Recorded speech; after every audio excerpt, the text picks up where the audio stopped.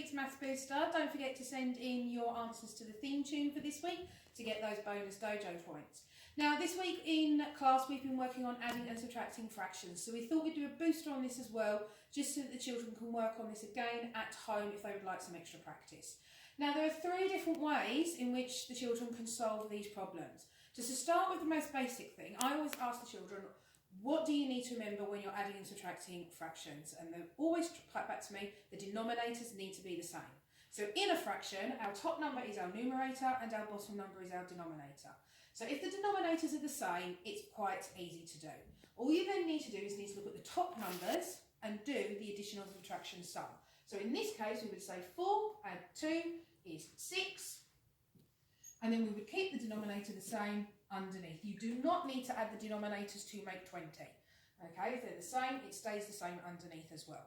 The same would be said if this was a subtraction sum. So for example, if we therefore had 4/10 subtract 2/10, we would then be left with the answer of 2/10. Same denominators, just do the top sum. 4 take away 2 equals 2. Okay? Sometimes, however, this can't be done because the denominators are not the same. So then what we need to do is we need to find a common denominator. The first thing I would always ask my children to do is look at the highest denominator, and in this case we have 21. I then ask them to have a look at the second denominator and say, is that a factor of that number? If it is, they can therefore use their times table facts to get them to a common denominator. Now the children should know that there are 3 7s in 21. So the fraction that we have where the denominator is already 21, I tell the children to bring it down. We don't need to do anything to that fraction, we keep it the same. This fraction, we are then going to multiply by 3 to turn it into out of 21. Then we say the rhyme, whatever we do to the bottom, we do to the top. So 7 times 3 was 21, so we now do 2 times 3 is 6. I'll put our plus sign back in the middle. So now we're doing 6 add 2 gives us 8. And again, you put that over 21. If the children can simplify that fraction down, I would then encourage them to do so, especially as they are now in year 6. In this case, we can leave it as it is. Sometimes though, coming to this fraction here, we can see that we have our denominators of an 8 and a 3. Now 8 is obviously our biggest denominator, but 3 is not a factor of 8. So the next easiest way to find a common denominator is to actually multiply the 2 numbers at the bottom, the 2 denominators together.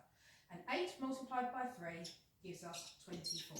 Therefore, both of these, excuse creaky pen, are going to be out of 24. So then I ask the children, what did we do to 8 to get to 24? We multiplied by 3. Again, whatever we do to the bottom, we do to the top. So 3 multiplied by 3 gives us 9. And therefore this side, we went 3 to get to 24. We multiplied that side by 8.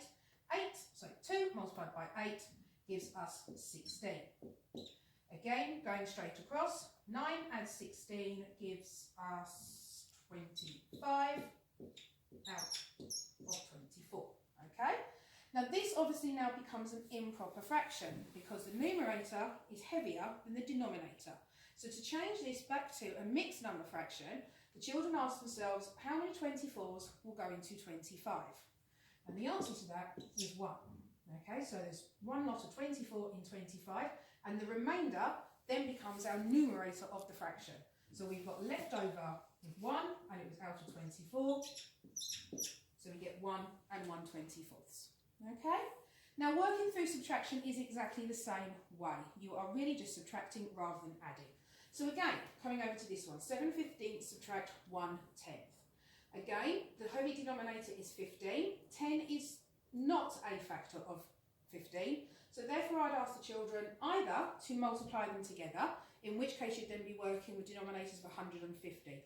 Alternatively, if the children know their 5 times table, they should know that 2 lots of 15 will get them to 30.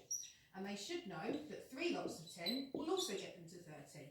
If they can, I would always encourage the children to work with lower denominators just because it makes the calculation easier to solve. What did I do to 15 to get to 30? I multiplied it by 2. I doubled. So 7 multiplied by 2 gives me 14. What did I do to 10 to get to 30? I multiplied by 3. Whatever you do to the bottom, you do to the top. 1 multiplied by 3 gives me 3. Take away in the middle. 14 subtract 3 gives me 11. and the same denominator at the bottom out of 30. Okay? Hope that made sense. I was going quite quickly there, so obviously you can rewind and pause and slow it down if you need to. We've attached 2 different worksheets to this video as well, just to give you a chance to have a go at different types of calculations using different methods as you go through. Have fun, and we'll see you next week. Bye!